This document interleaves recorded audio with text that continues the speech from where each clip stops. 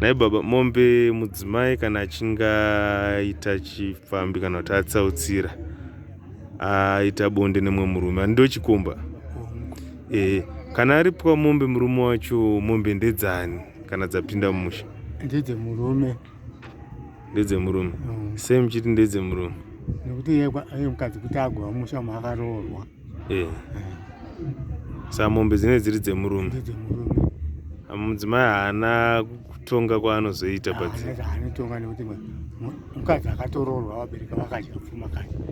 Handiti. Saka inenge yaye murume pfuma. Inenge yaye murume. Mombe ndedze murume. Ndedze murume.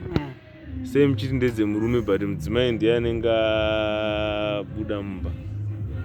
Aiwa, mudzimai akabuda mumba asi anenge achienda kunohura.